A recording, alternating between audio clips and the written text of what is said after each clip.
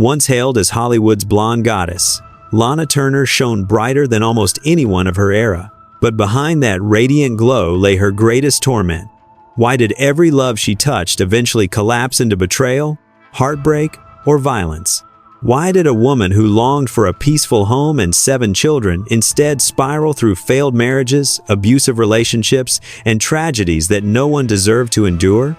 And why did Hollywood, even at her peak, constantly circle her life with rumors, judgment, and secrets she never had the chance to escape?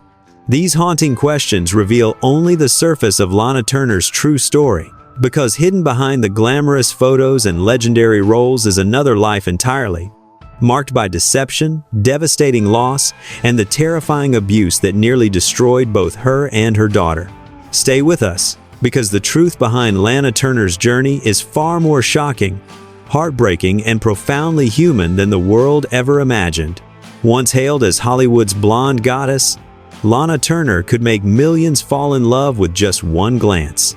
But behind that dazzling spotlight was a life drowning in tears, scandals, and overwhelming loneliness. She once dreamed of a warm, peaceful home filled with 7 children, but fate led her instead into a maze of betrayal, failed romances, suicide attempts, and terrifying abuse. The never-before-seen photos below reveal a side of her life Hollywood tried desperately to hide. Watch until the end to understand why Lana Turner wasn't just a movie star. She was the tragic symbol of an entire generation. When Lana Turner first met Artie Shaw, her very first husband, he was nothing like the Prince Charming she had imagined. Though Artie was older, successful, and even considered handsome by some, he carried a sharp edge of arrogance, and instinctively, Lana knew he wasn't a good man. But sometimes a single night is enough to unravel every wall you've built. In the warm darkness of his car, Artie told Lana about the hardships of his past, a story delivered in a low, melancholy voice, just soft enough to melt the heart of a young girl who only wanted to be understood.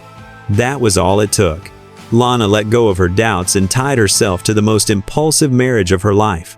She eloped with a man she barely knew, clinging to him as if he were a way out from her earlier heartbreaks. But that escape quickly became a prison. Artie was hot-tempered, controlling, and beneath almost every sentence was a quiet contempt that suffocated her. 4 months of living together dragged on like 4 years. And when they finally divorced, drained and exhausted, Lana could only say one thing: Artie is a smart man, but he doesn't know how to treat women. In the years that followed, 4 more wives left him, a late confirmation that Lana's first instinct had been right all along. After that first disastrous marriage, Lana began a desperate search for what she called the meaning of love. By 19, she had already survived a major heartbreak, and her thoughts drifted back to an old flame, Greg Boutzer, her intense first love. Greg had once proposed but gave her a cruel condition. She had to quit acting. For a girl who grew up in poverty, who had used each role to climb out of the shadows of her childhood, that was something she could never agree to. And when she realized Greg wasn't sincere, another piece of her fell apart. Lana later admitted, "I learned what it felt like to be truly hurt from Greg." Yet life kept spinning. When she met singer Tony Martin, it was the first time in years she felt herself willing to compromise. Lana even considered stepping back from her career for him. And perhaps if Tony hadn't joined the military, her story might have taken a gentler turn. But he left. And Lana tried to fill the emptiness with fleeting romances, walking arm in arm with band leader Tommy Dorsey, then dating 2 young drummers, one of whom even brought his parents to meet her as proof of his devotion. But none of them held her long enough to make her believe in love again. Soon, Lana was seen with Bob Stack and then suddenly photographed beside billionaire Howard Hughes. The rumors spread non-stop and Lana just laughed. Men are fascinating. Anyone who says they aren't is either numb or a statue. Her comment only fueled the belief that her love life was a whirlwind of endless adventures. But before the gossip could settle, another storm hit when Lana starred opposite Clark Gable. One day, while they were filming Hunky Tonk, Gable's wife, Carol Lombard, unexpectedly appeared on set. Lana turned around and found Carol's eyes locked onto hers, silent, unblinking, and full of accusation. Startled, Lana ran straight to her trailer. That brief wordless moment exploded into a scandal, and tragedy pushed it even further when Carol died shortly after in a plane crash.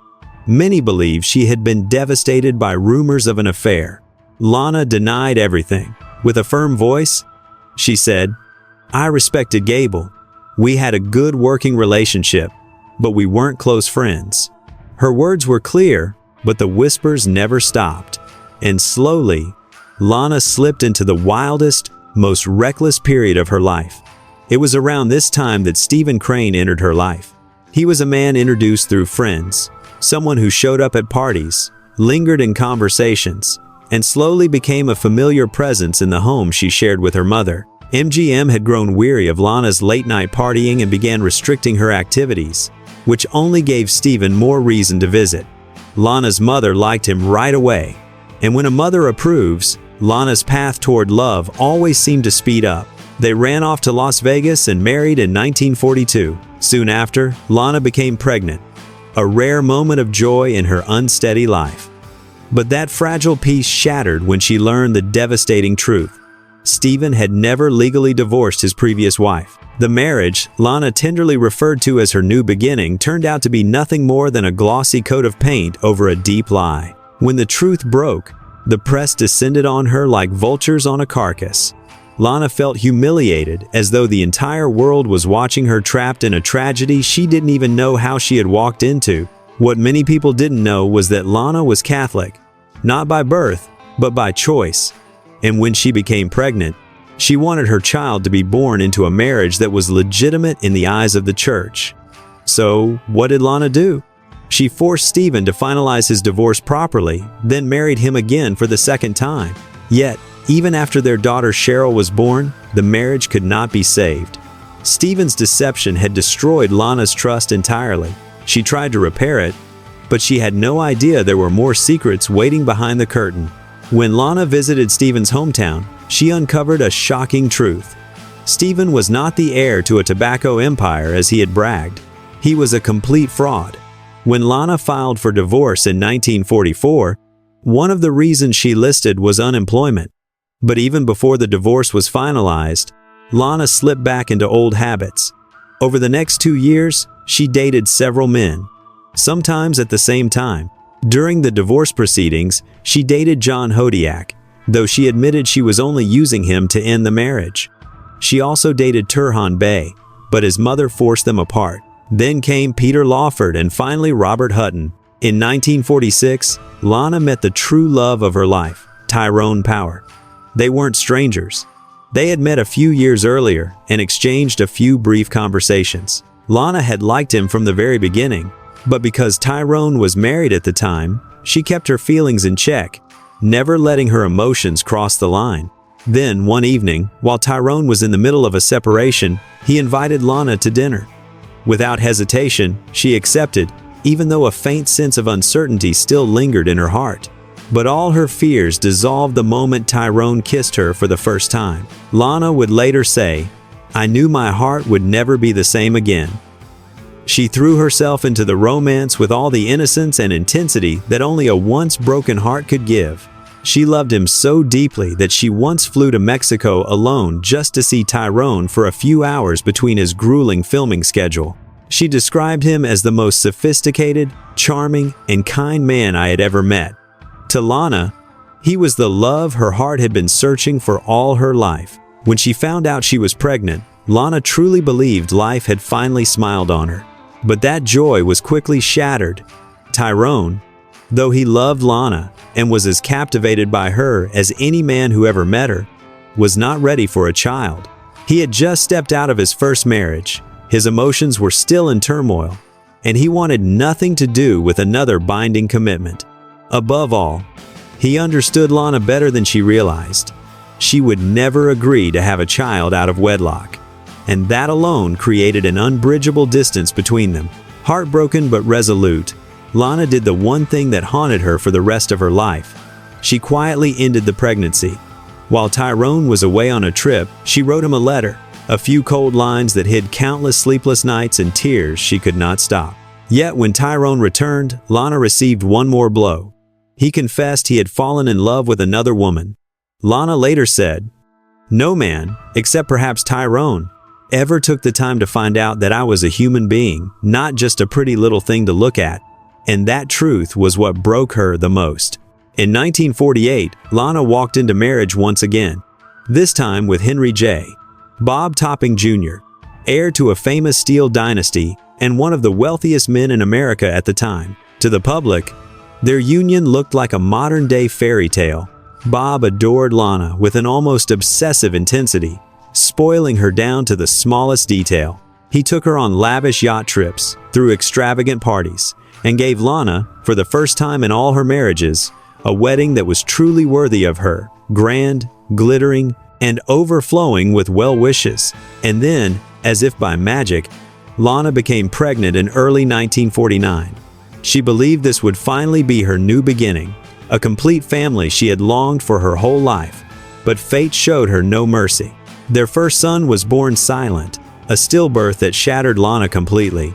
The media covered the tragedy relentlessly. Yet they had no idea that Lana cried herself to sleep every night until she was too exhausted to stand. Around 1951, she became pregnant a second time, but tragedy struck again.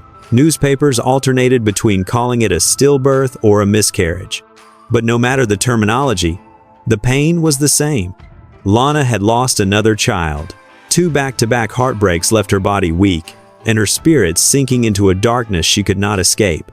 And Bob, instead of holding her close and grieving with her, turned to alcohol. He drank so heavily that he disappeared for entire nights, often seen with other women, leaving Lana utterly alone in the grand, beautiful home she had once dreamed of. Explosive arguments became routine. Lana grew more drained by the day, and Bob drifted further away, becoming someone she no longer recognized. By the end of 1951, they separated. The weight of grief, betrayal, and endless loneliness pushed Lana to the edge. One night, in a moment of unbearable despair, she swallowed sleeping pills, intending to end everything. Thankfully, she was rushed to the hospital in time and survived. But she later said, "It was the darkest moment of my life." In the end, the marriage that once looked like a fairy tale quietly dissolved in 1952. Somber, sorrowful, and filled with wounds that could never be fully healed. Lana Turner's fourth marriage began like a romantic dream, but ended as the darkest chapter of her life. She met Lex Barker after his noisy public divorce at a party lit with cold lights and overflowing with congratulations. The moment they saw each other, an inexplicable pull sparked between them. A fierce, undeniable chemistry that made Lana, who had already endured so much heartbreak, believe she was finally getting a new beginning. Only a few months later, they wandered through the quiet streets of Europe together, as if they were writing a late-blooming fairy tale. When they returned to Hollywood, they got married. To a woman far too familiar with broken promises, everything seemed perfect. Lana longed to be a mother again, a hope that briefly flared when she became pregnant, only to be extinguished when she lost the baby. The grief drained her completely, pushing her into her work as a way to save herself. For 2 years, she spent most of her time away from home, sometimes traveling with Lex, sometimes filming in distant places. What she never imagined was this: those trips were the only times her daughter Cheryl felt safe. The home Lana believed was protected by the man she had chosen was actually hiding a horrific secret. Lex Barker had been abusing Cheryl repeatedly, forcing the young girl to live in fear with no idea how to escape. At 13, Cheryl couldn't endure it anymore. She confided everything to her grandmother. When Lana heard the truth, she shattered. Rage, guilt, agony, everything collided inside her. All she wanted was to end Lex's life right then and there. Years later, when she heard he had died, Lana simply remarked that it should have happened sooner. But life gave her no rest. As if trapped in a tragic loop, Lana fell into the hands of another man, Johnny Stompanato. In the beginning, Johnny swept her off her feet with classic charm. Flowers, sweet letters, effortless gallantry. But it didn't take long for his true nature to show. A violent, controlling, domineering man, Lana hid bruises beneath heavy makeup, as if she could conceal the humiliation she was forced to endure.